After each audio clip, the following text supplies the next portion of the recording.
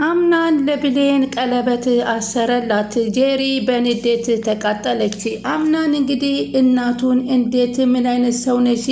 ይህን ያህል ጊዜ ብኩር ልጅሽን ስትንከባከቢ እስከ ዛሬ ልጄ እሽ እንዳለሽ እንደምን አልነገርሽኝም? በማለት አንገቱን ሴት አድርጎ እናቱን ሲይዛት እባክህ ልጄ ተረዳኝ፣ አንድ ነገር ልንገር ብትለው አሁንም የአባቴ ቤት ለቀሽ ውጪ ሂጂ፣ ወደ ልጅሽ ቤት ሂጂ፣ በዚህ ልክ ነው ወይ እንደዚህ የምታደርጊው? ውጪልኝ በማለት እናቱን ከቤት አባረራት።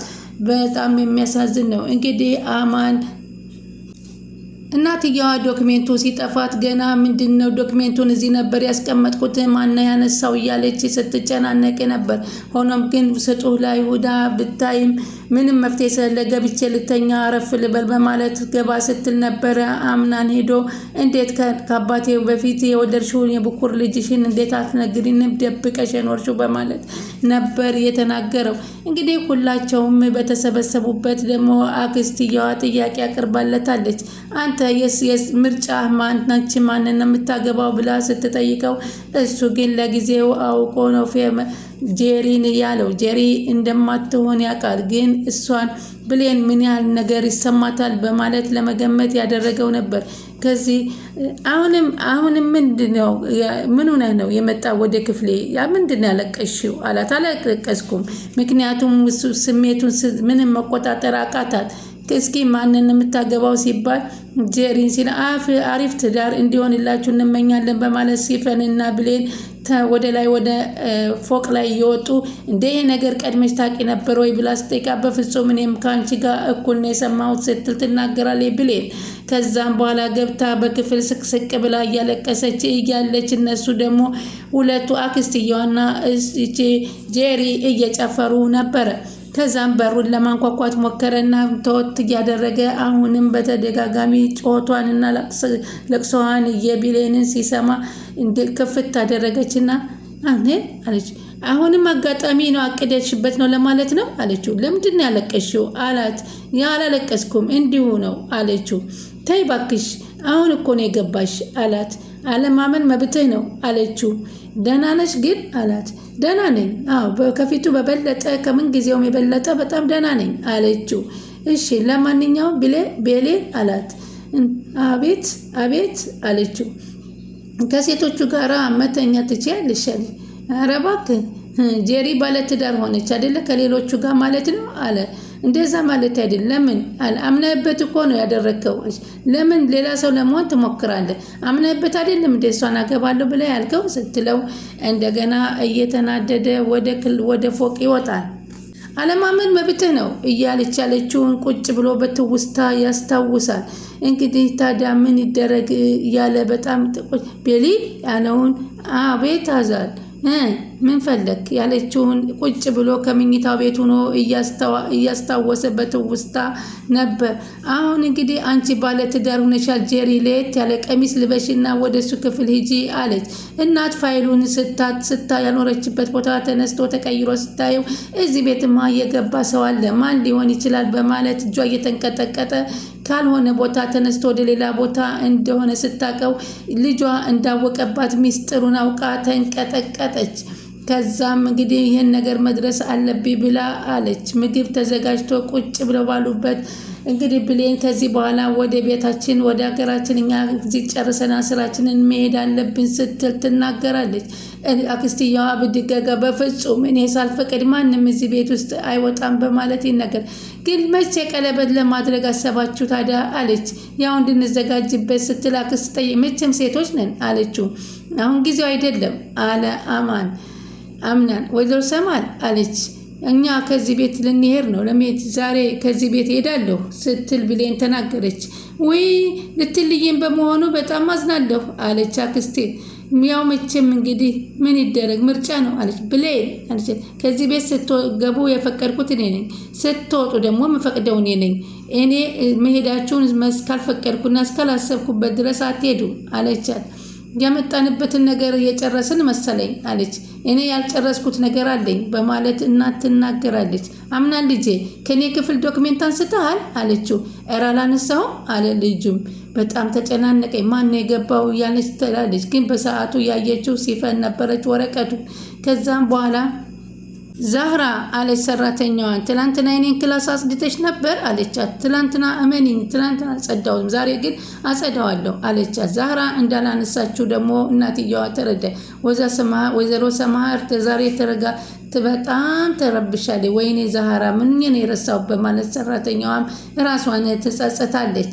ከዛም እንግዲህ ዛሬ እንዴት ነበር አዳሩ በማለት እያሰብሽ ነበር ወይ ስትላት እንግዲህ አድራለሁ ብላ ወደ እሱ ክፍል ሄደችው። ልብሷን ቀይራ ስስ ልብስ ለብሰሽ ሂጂ ባለትዳር ሆነሻል ብላ ስትገባ ይቅርታ አድርጊልኝ ገና ገባሻለሁ አልኩሽ እንጂ እኮ አገባውሽ ማለት አይደለም ብሎ ሲመልስላት ደነገጠች። አጭር ቀሚሷን ለብሳ ሂዳ አልጋው ላይ ቁጭ ካለበት ጫፉ ላይ ቁጭ አለችበት። ከዛ እሱም ደነገጠና መመልከት ጀመረ ጄሪን። ከዛ በኋላ ልብሷንም ወደ ጎን ደስ እንዳለ ተስፋ አደርጋለሁ ስትል ትጠይቀዋለች። አይ ስሚ አለ ራሴ የምሰራው ስላለኝ ብቻ መሆን እፈልጋለሁ አልተኛሽም እንዴ አላት። አይ አልተኛውም አለች ራሷን እያሽኮረመመች። ከዛ ያው አንተ ጋር ለማደር ፈልጌ ነዋ ስትለው ጄሪ አላት። አቤት ወይዬ አለችው። ሚስቴ ሁኝ ያልኩሽ እንጂ እኮ ሚስቴ አይደለሽም። ቀለበት አላሰርኩልሽም። ደግሞ ጊዜ ልሰጭኝ ይገባል አላት። እኔ እኮ አብረን እንደራ ምን የሆነ ነገር እንስራ አላልኩም። አብረን መተኛት ብቻ ነው ሲላት ነገርኩሽ እኮ እሱንም እኔ ስፈቅድ ብቻ ነው በማለት ይመልስላታል። ጄሪም እሺ ደህና ደር በላ ብድግስ አንድ ነገር ልተባበርሽ እፈልጋለሁ አላት። እዚህ ጋር አንጥፈሽ መተኛት ትችያለሽ አላት። እሺ እኔ አንተ ካለህበት ቦታ መተኛቴ ለእኔ በቂ ነው። ፍራሽ ይዤ እመጣለሁ በማለት እንግዲህ ትወጣለች። ከዛም ልክ ጠዋት ልጅትና ብሌን ድንገት ሳታንኳኳ ስትገባ እንዴት ሳታንኳኪ ትገቢያለሽ ብላ ትጮህባታለች። እሱም ድንገት ሻወር ወስዶ ፎጣ አንገቱ ላይ አድርጎ ብቅ ሲል ነበረ። እሷ ልክ ሌላ ነገር አድርገው እንደተሰራ ለማስመሰል ስላሰበች ነበረ ጄሪ። በፍጹም ግን የተፈጠረ ነገር አልነበረም። ሄደችና እንግዲህ ግን አንቺ ሳታንኳኪ መግባት አልነበረብሽም በማለት ተናገረቻት። ምን አይነት ስነ ስርዓት ነው ግን ሳታንኳኪ መግባት የለብሽም ነበር ስታት። ይቅርታ በሩ ክፍት ስለነበረ አላንኳኳሁም አለቻት። ቁርስ ቀርቧል እንድትበሉ ብዬ ነው የጠራሁት አለችና አንገቷን ደፍታ ተመለሰች።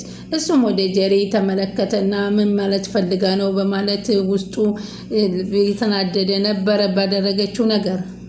ሲፈንን አክስትየዋ እንዴት አደርሽ አለቻት። እኔ እንደተለመደው ደህና አድራለሁ እኔ አንቺ ሳሳስባል አለቻት።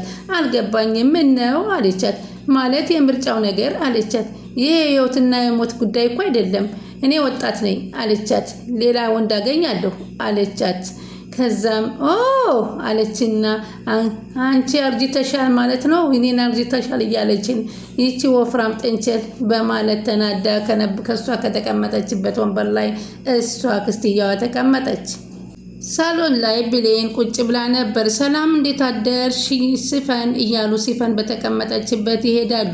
ከዛም እሷም ልክ እዛ ቦታ ቤት ውስጥ እዚህ ምን እያደረግሽ ነው አለቻት። ጄሪ እንደምታዩ ተቀምጬ ነው። ብሌን ነይ እስኪ አለች አክስቲያ። ሴቶች ተሰብስበን የምንነጋገረው ንግግር አለን አለቻት። ብሌንም መጣችና ከሲፈን አጠገብ ሂዳ ቁጭ አለች። ከዛም ቁጭ ስትል እንግዲህ አያችሁ አለቻት።